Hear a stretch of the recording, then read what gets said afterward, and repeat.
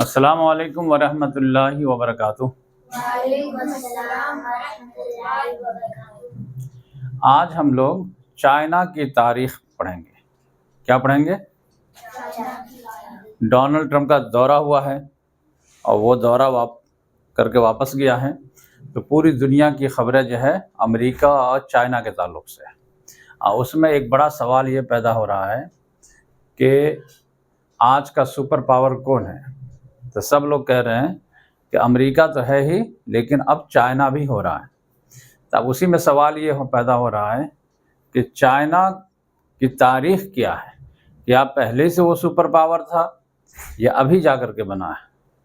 तो हिस्ट्री पढ़ेंगे तो पता चलेगा कि चाइना जो है पहले बहुत मुफलिसी के आलम में था, परेशानी के आलम में था, खाने के जो है वांदे थे, लेकिन मेहनत किया, पॉलिसी बनाया, तो आज सुपर पावर बन गया या बनने जा रहा। तो वो तारीख क्या है वो मैं आपको बताऊँ ठीक है। तो हम बहुत तेज़ी से चलेंगे और मुख्तसर में बता देते हैं कि चाइना जो है 1 सदी तक जो है सब लोगों ने उसको सताया है। क्या हुआ है? 1 सदी तक सब लोगों ने उसे सताया है। उसके बाद वो जो है कम बैक किया है। तो चाइना जो है पहले बहुत अमीर मुल्क हुआ करता था। इंडिया भी बहुत अमीर होता था, सोने की चिड़िया कहा जाता था, चाइना भी। लेकिन यूरोप वालों ने दोनों को लूट लिया, ठीक है, और इंडिया को भी गुलाम बनाया और चाइना को भी बहुत सताया, मारा पीटा। तो चाइना वाले कहते हैं कि हम लोगों की 1 सदी जो है बहुत जिल्लत वाली सदी रही है। कितनी? 1 सदी मतलब 100 साल, लेकिन ठीक से जोड़ेंगे तो 110 साल इनकी जो है जिल्लत वाली ज़िंदगी रही है। कब से कब तक? 1839 से लेकर के 1949 तक, ठीक है। तो कितने साल हो गए? 110 साल हो गए। तो ये इनकी जो है सेंचुरी ऑफ ह्यूमिलिएशन, जिल्लत वाली सदी रही है, ठीक है। अब इनको जिल्लत किस तरह देखना पड़ा, किन से देखना पड़ा, वो मैं मुख्तसर में बता देता हूँ, ठीक है। देखो बरतानिया वाले यहाँ आ गए थे, इंडिया में कॉलोनी वगैरह बना लिए। अब सोचे कि बगल में भी एक बेहतरीन सल्तनत है, इसको भी बनाते हैं। अब बरतानिया वाले हम लोगों के यहाँ आए थे तिजारत के बहाने से, धीरे धीरे कब्जा कर लिए, ठीक है। चाइना वाले कह रहे थे हम तिजारत ही नहीं करेंगे, हमको ज़रूरत ही नहीं है, सब चीज़ हमारे पास है। क्योंकि इस तिजारत में क्या रहता है, एक चीज़ दो एक चीज़ लो। तो चाइना वाले कहते थे कि हम तो तुमको देने के लिए बहुत कुछ हमारे पास, रेशम का कपड़ा है, ये है वो है, तुम्हारे पास क्या क्या दोगे हमको, हमारे पास सब कुछ। तो ज़्यादा ज़्यादा चांदी दोगे तो हम तिजारत करेंगे, वरना नहीं करेंगे। तो इस तरह से जो है बरतानिया वाले इनसे तिजारत करने लगे। अब ये चांदी देते थे तो वो कपड़ा वगैरह देते थे, तो बरतानिया वाले का परेशानी होने लगी। तो फिर इन लोगों ने सोचा कि क्या करें, तो ये लोग जो है अफ़्यूम बेचना शुरू कर दिए। अफ़्यूम जो है एक नशा होता है, जैसे भांग होता ना, वैसे।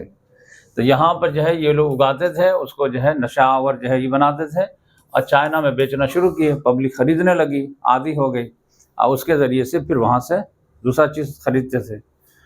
तो यहाँ का जो बादशाह था उसको परेशानी हुई कि हमारे लोग जो है नशे में पड़े रहते हैं, सेहत ख़राब होती है, कोई काम नहीं करता है, हर वक्त जो है नशे में रहता है।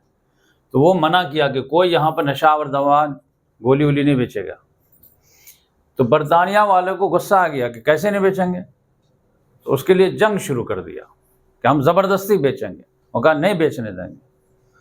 तो वो जंग शुरू हुई 1839 से, 3 साल तक चली, 1842 तक। कौन जीता? बरतानिया जीत गया, चाइना वाले हार गए। तो फिर मुआहदा वगैरह हुआ, तो ये यहाँ पर हांगकांग एक इलाका है, वो उसको देना पड़ा कि ठीक है यहाँ पर तुम तिजारत कर सकते हो, और पोर्ट वगैरह भी बंदरगाह खोलना पड़ा। तो ये समझ जाओ कि 3 साल बहुत बुरी तरह मारा भी और फिर मुआहदा भी करना पड़ा। इसके बाद यहाँ की पब्लिक जो है बगावत कर दी कि कैसा राजा है कि दूसरे से मार खा गया, जीता भी नहीं, और फिर जो उसको हांगकांग भी दे दिया। तो यहाँ पर एक बगावत हो गई 1850 से। ये बगावत 15 साल तक जारी रही, 1865 तक, समझ जाओ। बात समझ में आई? तो ये बगावत चल ही रही थी कि इसमें क्या हुआ कि बरतानिया और फ्रांस दोनों ने मिलकर के फिर एक और जंग छेड़ दिया कि हमें और चाहिए, ये खाली जो है समंदर के किनारे किनारे क्या दिए हो, अंदर तक हम जाके बेचना चाहते हैं। उसने मना किया तो फिर जंग शुरू कर दिया 1856 में। बात समझ में आए? हम लोग आज़ादी की जंग कब शुरू हुई? 1857 में। और ये जो है 4 साल तक जारी रहा। कब तक जारी रहा बताओ? 60 तक। इसमें भी हार गया। यहाँ पे चिंग डायनेस्टी थी। कौन सी? चिंग सल्तनत। ठीक है, ये कोई काम का नहीं था बेचारा, ये हार गया। तो इसको बोलते हैं फर्स्ट ओपियम वॉर, इसको बोलते हैं सेकंड ओपियम वॉर। बात समझ में आए? तो ये भी हार गया, ये भी हार गया। इसमें और भी इलाका देना पड़ा, बीजिंग तक हार गया था। तो और जिल्लत हो रही कि नहीं हो रही है? फिर लोग जो है अंदर से बगावत, जब हार जा रहे हैं तो अंदर से लोग परेशान होते हैं। जैसे क्रिकेट मैच पे हार जाते तो खिलाड़ी को पीटना शुरू कर देते हैं। जीत के आओ तो माला लेके खड़े रहेंगे, हार के आओ तो टमाटर बरसाना शुरू कर देते हैं। तो उसी तरह से जो है अंदर बगावत भी हो रही थी। तो इस तरह का मामला शुरू हुआ। उसके बाद मामला क्या हो गया कि जापान यहाँ पर एक बड़ी ताकत बनना शुरू कर दिया। उसने जो है अमेरिका से ताल्लुकात तिजारती बना लिया था, उसकी वजह से वो बहुत तेज़ी से तरक्की करने लगा। तो जापान ने यहाँ पर जो है ये इलाका जो है साउथ कोरिया, कोरियन पेनिनसुला पे कब्जा जमाने के लिए चाइना से जो है जंग छेड़ दिया। अब ये कितना छोटू है, ये कितना बड़ा है, लेकिन ये कोई काम का नहीं था, ये पावरफुल था। इसने जंग छेड़ दिया। कब? 1894 में। एक ही साल के अंदर में जो है हरा भी दिया। बात समझ में आई? तो अब जापान से भी हार जाओ तो फिर तो राजा की क्या हालत रहेगी। तो यहाँ पर से जो है चाइना को भगा दिया। तो इस लिहाज से जो है 3 जंग ये हार गया लगातार। तो फिर एक बड़ी बगावत हुई यहाँ पर, उसको बोलते हैं बॉक्सर बगावत। क्या बोलते हैं? बगावत। कुछ लोग थे जो फाइटिंग अच्छा जानते थे, बॉक्सिंग वगैरह अच्छी जानते थे। उन लोगों ने कहा ये क्या चल रहा है यहाँ पर हमारे देश में, जापान मारता है, बरतानिया मारता है, फ्रांस मारता है, ईसाई मिशनरीज आ गए हैं और पूरे मुल्क को जो है कब्जा की हुई एक लिहाज से। हमारा राजा जो है कोई काम ही का नहीं है। लिहाजा जो है राजा को तो कुछ नहीं बोला, बाहर के जो लोग थे उसके ऑफिस को तोड़फोड़ करना शुरू कर दिया। ये काम हुआ है 1899 में या 1900 में। ठीक है, इसको क्या बोलते हैं? बॉक्सर बगावत। तो अब ये बगावत को रोकने के लिए 8 मुल्क के लोग आ गए एक साथ। कैसे बगावत कर रहे? कौन कौन आया मालूम है? बरतानिया आया, फ्रांस आया, इटली आया, अमेरिका आया, रशिया आया, जापान आया, ऑस्ट्रिया हंगेरियन आया। ये सब जो है मिल कर के आ गए इसके पास। तो अब जब इतने ममालिक एक साथ आ जाएंगे तब तो बाकी लोग हारेंगे कि नहीं हारेंगे? तो हरा दिए सबको और ये लोग पूरा कब्जा कर लिए। तो और जिल्लत पे जिल्लत हो रही कि नहीं? ओपियम वॉर हारे, दूसरी वॉर हारे, फिर जापान से भी जो है छोटा सा मुल्क है उससे हार गए, फिर बॉक्सर बगावत को दबा दिया गया, सारे लोग आ गए यहाँ पे। तो समझे कि चाइना को बंदर बांट कर दिए। 1900 तक की बात हो गई। तो यहाँ के लोग अब बहुत परेशान हो गए तुम कि ये चिंग डायनेस्टी कोई काम की नहीं है, इसको उलटना पड़ेगा।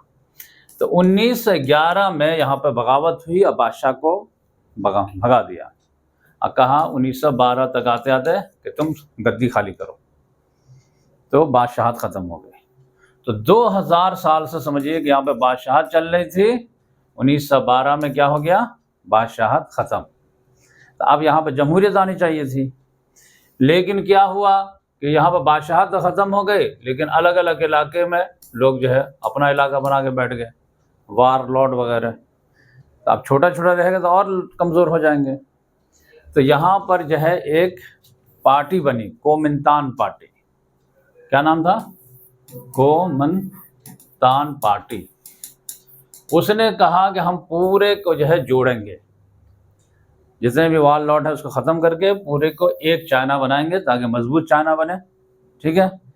तो ये अभी बेचारा कोशिश कर ही रहे थे कि 1921 में एक पार्टी कायम हो गई, नजरियाती पार्टी, उसका नाम था कम्युनिस्ट पार्टी, ठीक है। कम्युनिस्ट पार्टी कायम हो गई, तो एक नेशनलिस्ट पार्टी, एक कम्युनिस्ट पार्टी। अब ये दोनों लड़ाई करने लगे कि किसकी चलेगी। यहाँ पर जो है चाइना में एक लोगों की हुकूमत रहेगी, तो अब किसकी होगी, कॉमिंतान की होगी या कम्युनिस्ट की होगी। तो ये लोग आपस ही में लड़ना शुरू कर दिए 1927 से। तो कॉमिंतान पार्टी जो थी, नेशनलिस्ट पार्टी, वो मजबूत थी और कम्युनिस्ट पार्टी नई नई बनी थी। तो ये कम्युनिस्ट पार्टी को बहुत मारे, बात समझ में आए, यहाँ तक के इन लोगों को खदेड़ दिए। 1934 में ये लोग जो है लॉन्ग मार्च निकालते, बेचारा भाग रहे थे, ये लोग दौड़ा दौड़ा के मार रहा था। लेकिन इसी बीच में क्या हुआ कि जापान ने देखा कि ये लोग आपस में लड़ ही रहे हैं, तो 1931 में एक मरतबा और हमला कर दिया। बात समझ में आई। और ये समझ जाओ कि कोरिया को कब्जा ही लिया, ठीक है। तो ये समझे ताइवान को भी कब्जा लिया था और इसको भी कब्जा लिया जापान ने। जापान जो है छोटा टाइगर था, समझ जाओ। तो ये लोग खाना जंगी में लगे हुए थे और बाहर की ताकतें कब्जा रही थी। फिर 1937 में जापान ने कहा कि ये ताइवान, ये कोरिया, ये मंचूरिया, ये सब क्या है, पूरा चाइना ही कब्जा लेता है। 1937 में हमला किया, कहा पूरा चाइना हमारा है, चलो। अब बहुत ज़्यादा जुल्म किया, बहुत ज़्यादा। बात समझ में आए जापान ने। तो अब ऐसा लगा कि जापान पूरा चाइना वाइना सबको कब्जा वब्जा लेगा एकदम। लेकिन दूसरी जंग अजीम शुरू हो गई। कब? 1939 में। बात समझ में आई। ये कब तक चली है? 1945 तक। अब इसमें क्या हुआ कि जापान को क्या दिमाग में आया कि 1941 में वो अमेरिका पे हमला कर दिया, पर्ल हार्बर पे, जिसके वजह से अमेरिका भी जापान के खिलाफ कूद गया। तो अब ये लोग किसी तरह जापान से लड़ ही रहे थे। जापान वाले ने अमेरिका पे भी हमला कर दिया। तो अब अमेरिका और चाइना एक हो जाएंगे कि नहीं? तो अमेरिका चाइना एक हो गए, जापान के खिलाफ लड़ना शुरू किए। लड़ते लड़ते बिला आखिर क्या हुआ, 1945 में जापान हार गया और ये लोग जीत गए। बात समझ में आए। तो अब तो इनके अच्छे दिन आने चाहिए कि नहीं आने चाहिए। दूसरी जंग अजीम में इधर हिटलर हार गया, इधर जो मसूलिनी हार गया, इधर जापान हार गया। और जीता कौन? अमेरिका जीता, बरतानिया जीता, फ्रांस जीता, रशिया जीता और चाइना जीता। तो अच्छे दिन आने चाहिए था, लेकिन अच्छे दिन नहीं आए। क्यों? क्योंकि फिर मसला आ गया कि हुकूमत कौन करेगा। दो पार्टी की लड़ाई चल रही थी, किसकी? नेशनलिस्ट पार्टी और कम्युनिस्ट पार्टी में। तो कहा फिर लड़ लो, फैसला करते हैं लड़ करके। तो 1945 से फिर दोनों की लड़ाई शुरू हो गई। जो दूसरी जंग अजीम के वक्त में थोड़ा सा ये लोग रोक दिए थे 1937 में जब जापान ने हमला किया चाइना पे, तो इन दोनों ने आपस में इत्तेहाद कर लिए थे कि भाई आपस में लड़ने से फ़ायदा नहीं है, जापान से पहले लड़ो मिल करके, जब जापान से जीत जाएंगे तो देखा जाएगा। तो जापान को तो 1945 में हरा दिए। तो अब ये सवाल पैदा हुआ कि चाइना पे कौन हुकूमत करेगा, कम्युनिस्ट करेगा या नेशनलिस्ट करेगा। तो कहा ताकत फैसला करेगी, लड़ लेते हैं। तो फिर दोनों लड़ना शुरू किए।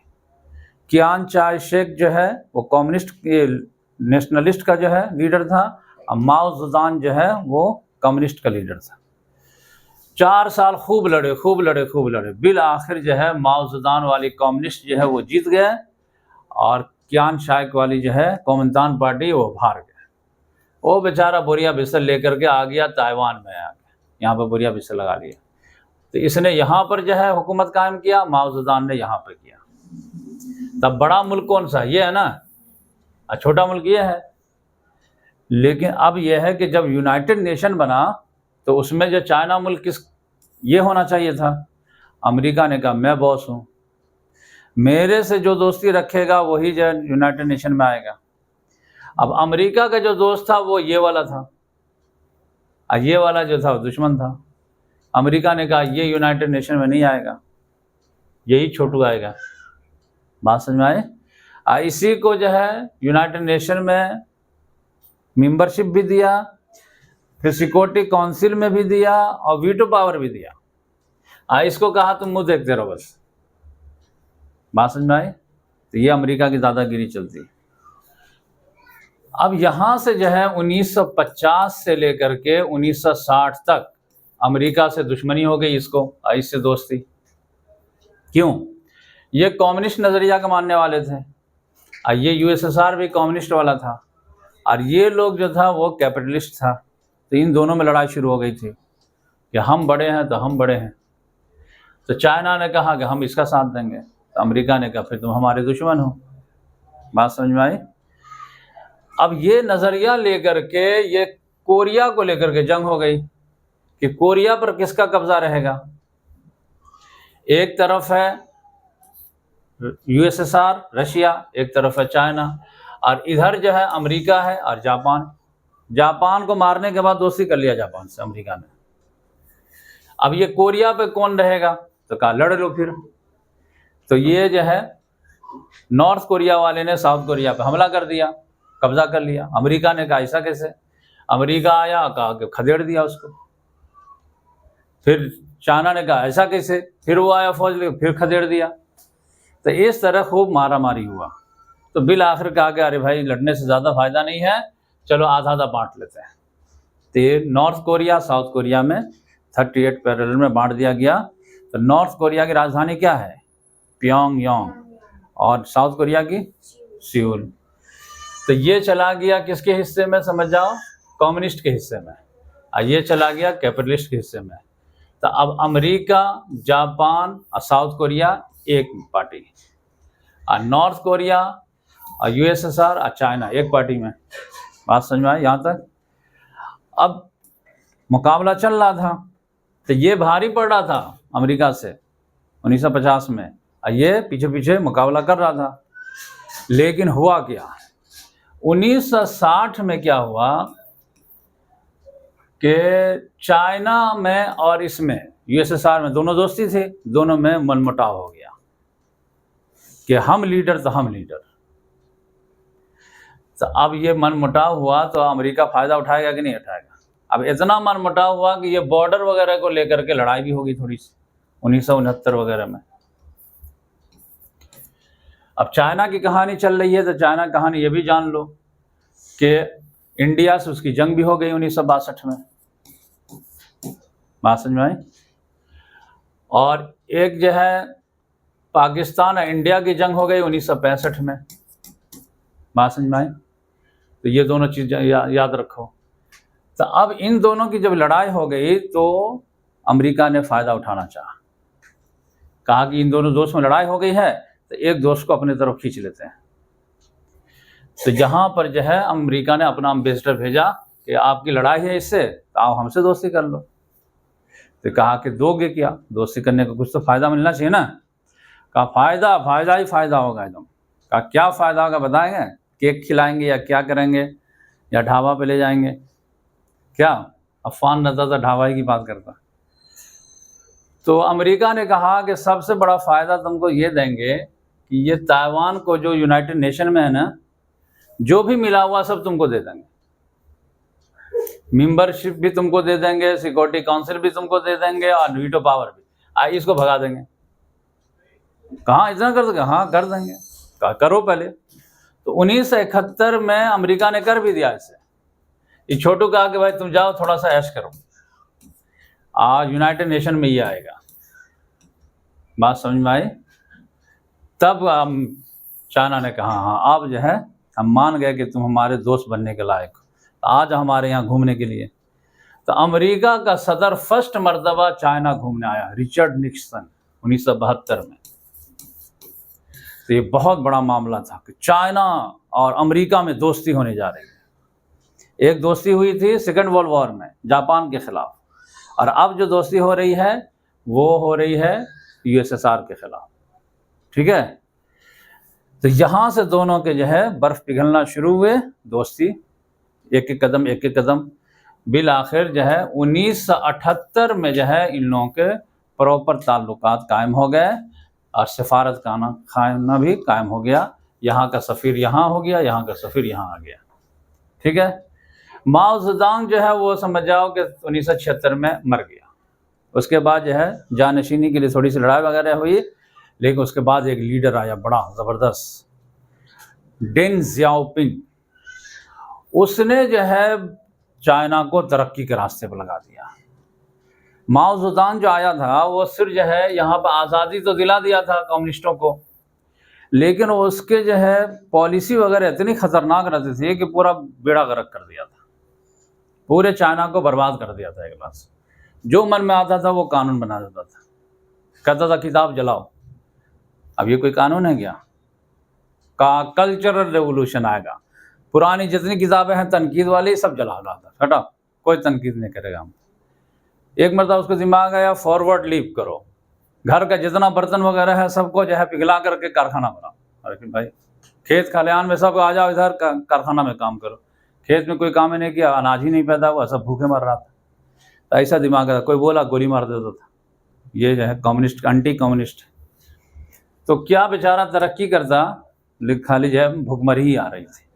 लेकिन एक काम क्या था कि मुल्क को आज़ाद करा दिया था, तो उसकी वजह से उसकी इज्जत थी। लेकिन असल जो आया डेन ज़ियाओपिंग 1978 में, उसने कहा कि हम चाइना के मार्केट को ओपन करते हैं, पूरी दुनिया के कंपनियों को दावत देते हैं कि आओ हमारे यहाँ कारखाना लगाओ, ठीक है, फैक्ट्री लगाओ, कपड़े की फैक्ट्री लगाओ, इसकी लगाओ, उसकी लगाओ।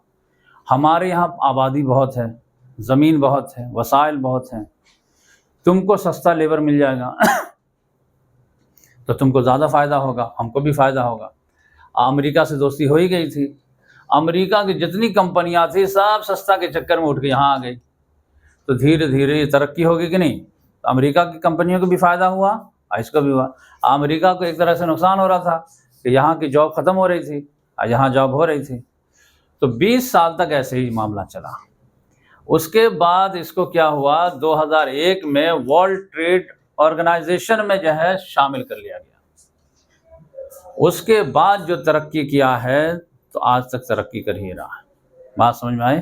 और अब डोनाल्ड ट्रंप खुद कह रहा है कि भाई तुम तो हमसे आगे निकल गए क्लास, और चाइना वाले कह रहे हैं कि तुम अब जो है सुपर पावर तो है लेकिन डिक्लाइनिंग है, अब मैं सुपर पावर हूँ तो राइजिंग पावर हूँ। तो अब यह है कि तुम बहुत ऊंचाई पे थे, हम बहुत नीचे थे, तो हम धीरे धीरे ऊपर आ रहे हैं और तुम धीरे धीरे नीचे आ रहे हो। गैप है थोड़ा सा, लेकिन ये गैप फिल होने में टाइम नहीं लगेगा, क्योंकि दोनों तरफ से काम चल रहा है। एक तरफ से तुम तेज़ी से नीचे आ रहे हो और एक तरफ मैं तेज़ी से ऊपर जा रहा हूँ। तो एक वक्त आएगा कि तुम नीचे आ जाओगे और मैं ऊपर चला जाऊँगा। जैसे कभी बरतानिया धीरे से नीचे आया और अमेरिका ऊपर गया, और अभी कैसे हो रहा है कि अमेरिका नीचे आ रहा है और चाइना ऊपर जा रहा है। अकल हो करके फिर जो है कोई मुसलमान मुल्क जो है ऊपर जाएगा और चाइना नीचे आएगा। दुनिया के ही दस्तूर है। बात समझ में आई? या फिर इंडिया ऊपर जाएगा चाइना नीचे आएगा। ठीक है, तो नेक्स्ट नंबर किसका है? कौन ऊपर जाएगा कौन नीचे आएगा? रशिया नहीं, इंडिया। कौन? इंडिया।